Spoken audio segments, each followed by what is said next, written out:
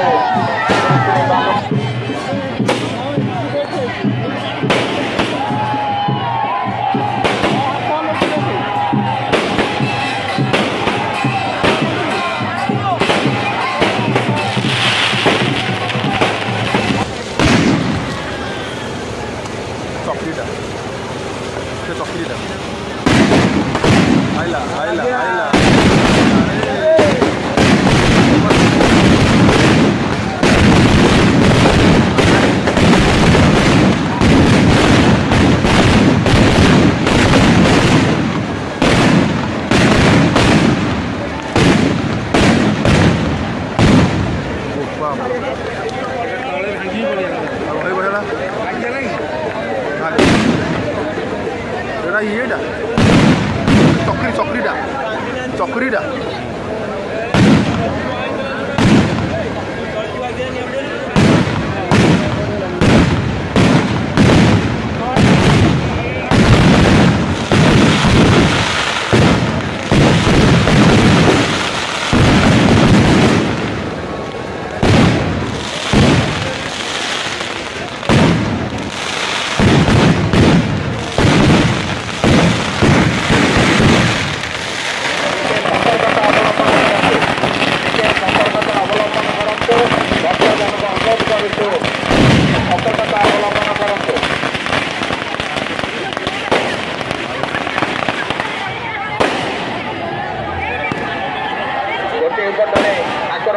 आस्थान विजय अन्य पटरे आतसबाजी समस्त वायुमंडल को किभली भाव में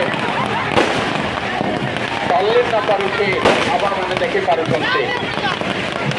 भक्त मैंने नाचरे कूदे ठिया पड़ते, नाच तांडव करुँच आतसबाजी।